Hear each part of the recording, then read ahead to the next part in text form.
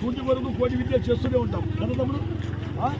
ఆకలికి అన్నము, వేదనకు ఔషధం. ఇక్కడ వేదన వచ్చిన వాళ్లకు ఔషధం దొరుకుతుంది, ఆకలికి ఉన్న వారికి అన్నము. కానీ మన ఆత్మలకు ఏమి సాగులేదు. ఆత్మలకు తండ్రి అయిన దేవుడు ఇలాగే చెల్లించాడు. తన ప్రియకుమారైన యేసుక్రీస్తును ఈ భూమి మీదకి పంపించి ఆయన ఏం చెప్పాడు? నేనే మార్గము, నేనే సత్యము, నేనే జీవము. మన ఆత్మలకు సాగులేదు కనుక ఆయన పరిశుద్ధుడు, పవిత్రుడు, నిత్యులకు తండ్రి, భగవంతుడైన దేవుడు. ఏమన్నా యేసుక్రీస్తు ప్రభువు శిలువ మరణం పొంది మా పాపులను రక్షించుటకు యేసుక్రీస్తు ఈ లోకానికి వచ్చాడు. రండి అన్న, ఇట్లా రండి, ఇది రండి అన్న, కొద్దిగా సైడ్ ఇట్లంట పెద్దనా ఇట్లా చూసుకోవాలి. మనం పాపులను రక్షించుటకు క్రిస్టియన్స్ ఈ లోకానికి వచ్చాము. రండి అక్క, ఇట్లా రండి. మరి యేసుక్రీస్తునందు నిత్య జీవం ఉంది పెద్దన్న. ఎందుకంటే మన అందరి మనుషులందరి కొరకు ఆయన పరలోక రాజ్యం విడనాడి ఈ భూమి మీద వచ్చి తన రక్తమును చిందించి మరి మరణించి సమాధి చేయబడి 3వ దినమున సజీవుడు లేచాడు. నేనే మార్గము, నేనే సత్యము, నేనే జీవం అన్నాడు. యేసుక్రీస్తు ప్రభులో మన ఆత్మలకు చావులేదు. శరీరానికి ఇప్పుడు తింటాం, మళ్ళీ తెల్లారి మళ్ళీ ఆకలి మళ్ళీ తినాల్సిందే, తప్పదు. ఈ 60-70 సంవత్సరాలు ముగించిన తర్వాత మనకంటూ ఒక సత్యరాజ్యం ఉంది. ఆ రాజ్యమందు ఎన్నడూ సావులేని రాజ్యం, ఎన్నడూ ఆకలి పుల్లేని రాజ్యము, అదే ప్రభు అయిన యేసుక్రీస్తు.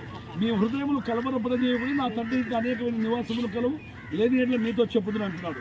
ఏసే మార్గము, ఏసే సత్యము, ఏసే మీకు జీవం ఉన్నాడు. మీరు కడపారు తినండి.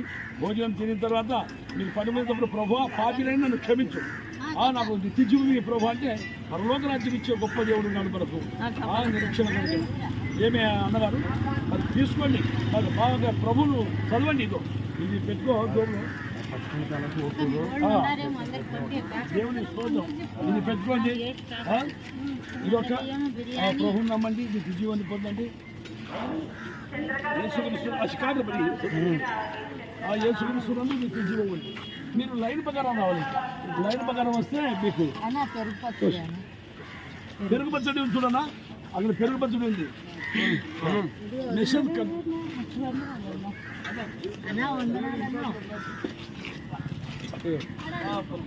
अरे तू भागे अलग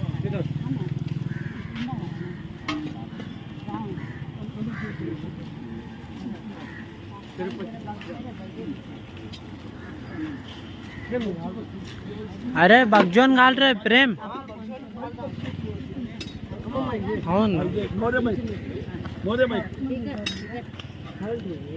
దేవుడు లోకమును ఎంతో ప్రేమించెను, కాగా తన అద్వితీయ కుమారునిగా పుట్టిన వాని యందు విశ్వాసముంచు ప్రతి వాడును నశింపక నిత్య జీవం పొందిన